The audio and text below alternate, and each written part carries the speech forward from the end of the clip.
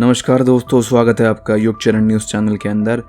आज है रविवार 18 अगस्त 2024 और आज है श्रावण मास की त्रयोदशी और हम ले आए हैं आपके लिए आज की 15 सबसे बड़ी खबरें। तो बने रहिए हमारे साथ इस वीडियो में अंत तक। और अगर अभी तक आपने हमारे चैनल को सब्सक्राइब नहीं किया है तो प्लीज़ उसे सब्सक्राइब भी ज़रूर कर लें। आइए बढ़ते हैं वीडियो के साथ। सबसे पहली खबर है, अमेरिका अपील अदालत ने पुष्टि की है कि 26/11 के आरोपी भारत प्रतिपर्त किया जा सकता है।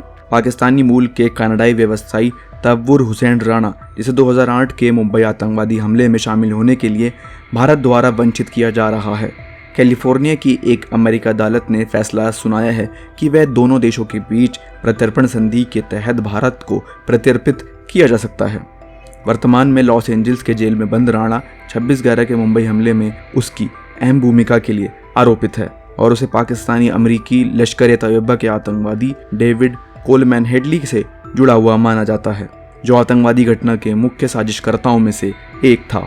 बढ़ते अगली खबर के साथ, केंद्रीय स्वास्थ्य मंत्रालय ने स्वास्थ्य पेशेवरों की सुरक्षा सुनिश्चित करने के लिए उपाय सुझाने के लिए पैनल का गठन किया है। केंद्रीय स्वास्थ्य मंत्रालय ने कहा है कि स्वास्थ्य पेशेवरों की सुरक्षा सुनिश्चित करने के लिए सभी संभव उपाय सुझाने के लिए एक समिति बनाई जाएगी।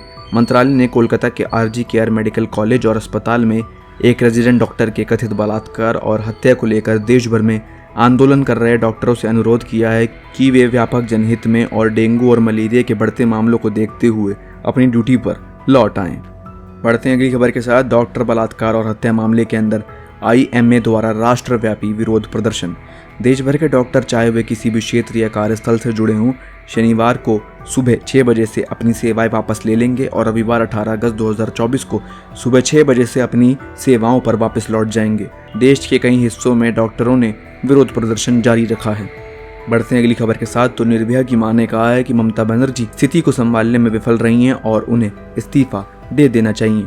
देश भर में हो रहे विरोध प्रदर्शनों के बीच 2012 के दिल्ली गैंगरेप मामले की पीड़िता निर्भया की मां ने पश्चिम बंगाल की मुख्यमंत्री ममता बनर्जी के इस्तीफे की मांग करते हुए कहा है कि वह स्थिति को संभालने में विफल रही हैं और उन्होंने कहा है कि दोषियों के खिलाफ कार्रवाई करने के लिए अपनी शक्ति का इस्तेमाल करने के बजाय मुख्यमंत्री विरोध प्रदर्शन करके लोगों का ध्यान भटकाने की कोशिश कर रही हैं।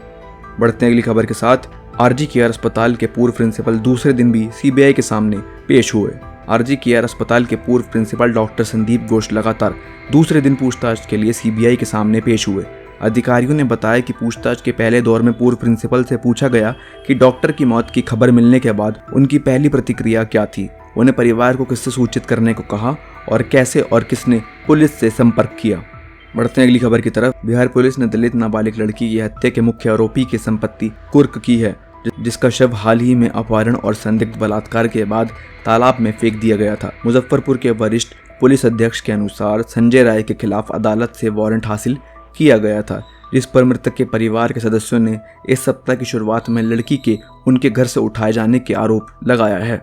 बढ़ते हैं अगली खबर की तरफ। कर्नाटक के राज्यपाल द्वारा सिद्धारमैया के खिलाफ मुकदमा चलाने की मंजूरी दिए जाने के बाद CM ने इसे असंवैधानिक और कानून के विरुद्ध बताया और इस्तीफा देने से इनकार कर दिया। मैसूर शहरी विकास प्राधिकरण मूडा द्वारा भूखंडों के आवंटन में कथित अनियमितताओं के मामले में राज्यपाल थावरचंद गहलोत द्वारा उनके खिलाफ मुकदमा चलाने की मंजूरी दिए जाने के कुछ ही घंटों बाद कर्नाटक के मुख्यमंत्री सिद्धारमैया ने इस फैसले को असंवैधानिक और कानून के खिलाफ करार दिया।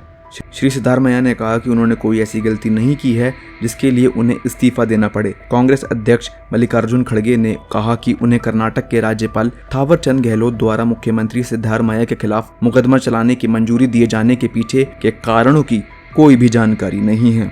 बढ़ते हैं अगली खबर की तरफ। तो जयराम रमेश ने एक नए बयान में कहा है कि सेबी अध्यक्ष को कांग्रेस महासचिव और संचार प्रभारी जयराम रमेश ने सेबी प्रमुख माधवी पुरी के इस्तीफे की मांग की, जिन पर हिंडनबर्ग रिसर्च द्वारा अनियमितताओं का आरोप लगाया गया है और अडानी मेगा घोटाले के संयुक्त सदस्य समिति JPC ने जांच कराने के लिए अपनी पार्टी से मांग दोहराई है। उन्होंने कहा कि सेबी अध्यक्ष के हितों को टकराव ने पहले ही अडानी समूह द्वारा प्रतिभूति कानूनों के उल्लंघन की सुप्रीम कोर्ट द्वारा आदेशित सेबी जांच का मजाक उड़ा दिया है। बढ़ते हैं अगली खबर की तरफ। उदयपुर स्कूल में चाकूबाजी के बाद मोबाइल इंटरनेट सेवाएं 24 घंटे के लिए बंद की गई हैं। उदयपुर के कई इलाकों में मोबाइल इंटरनेट 24 घंटे के लिए बंद कर दिया गया है और सभी स्कूलों को बंद रखने का आदेश दिया गया है। 10वीं कक्षा के एक छात्र ने सरकारी स्कूल में एक अन्य छात्र पर चाकू से हमला कर दिया, जिसके बाद शहर में सांप्रदायिक हिंसा भड़क गई। संभागीय आयुक्त राजेंद्र भट्ट ने उदयपुर शहर, बेदला, बड़गांव, बलीचा, देवरी, एकांगलीपुरा, कानपुर, ढीकली और बुवाना क्षेत्र में शुक्रवार 16 अगस्त रात 10 बजे से 24 घंटे की अवधि के लिए मोबाइल इंटरनेट सेवाओं को निलंबित करने का आदेश जारी किया है। बढ़ते हैं अगली खबर की तरफ। ग्लोबल साउथ समिट 2024 में आतंकवाद, उग्रवाद और अलगाववाद को पीएम मोदी ने गंभीर खतरा बताया है। अपने उद्घाटन भाषण के दौरान प्रधानमंत्री नरेंद्र मोदी ने कहा कि voice of the global south summit विकास से जुड़े मुद्दों पर चर्चा करने का एक मंच बन गया है। उन्होंने विकासशील देशों, खासकर खाद्य और ऊर्जा सुरक्षा के क्षेत्रों में वैश्विक अनिश्चितताओं के परिणामों पर चिंता जताई। बढ़ते हैं अगली खबर की तरफ। तो बांग्लादेश में मोहम्मद यूनुस ने एक नए बयान में कहा है कि बांग्लादेश में अंतरिम सरकार स्वतंत्र और निष्पक्ष चुनाव कराने के लिए प्रतिबद्ध है। बांग्लादेश में कार्यवाहक सरकार समावेशी और बहुलवादी लोकतंत्र में परिवर्तन सुनिश्चित करने और ऐसा माहौल बनाने के लिए प्रतिबद्ध है जिसमें स्वतंत्र, निष्पक्ष और भागीदारपूर्ण चुनाव हो सकें। इसके लिए प्रमुख मोहम्मद यूनुस ने तीसरे voice of the global south शिखर सम्मेलन में संबोधित करते हुए अंतर्राष्ट्रीय समुदाय को आश्वासन दिया है, जिसकी मेजबानी भारत ने वर्चुअल प्रारूप में की थी। बढ़ते हैं अगली खबर की तरफ। एमपॉक्स प्रकोप, जिसे पहले अफ्रीका में नज़रअंदाज किया गया था, अब अगली वैश्विक महामारी में बदल सकता है। एमपॉक्स की खोज 1958 में हुई थी और पहला मानव मामला 1970 में पहचाना गया था। फिर दशकों तक इसकी वैज्ञानिकों और सार्वजनिक स्वास्थ्य समुदायों द्वारा बड़े पैमानों पर उपेक्षित किया गया। इसे अफ्रीका के दूर दराज के ग्रामीण इलाकों में एक असामान्य संक्रमण माना गया था, जिसका बाकी दुनिया के लिए कोई और महत्व नहीं था। अफ्रीका में इसका प्रकोप एक और उदाहरण है कि कैसे संक्रामक रोगों को किसी और की समस्या माना जाता है और मुख्य रूप से गरीब विकासशील देशों को प्रभावित करने से अचानक अप्रत्याशित वैश्विक खतरा पैदा हो सकता है। इस बीच भारत में मंकी पॉक्स से संबंधित घटनाओं और इसके लिए तैयारियों की विस्तृत समीक्षा केंद्रीय स्वास्थ्य मंत्री जेपी नड्डा ने वरिष्ठ अधिकारियों के साथ एक बैठक में की है।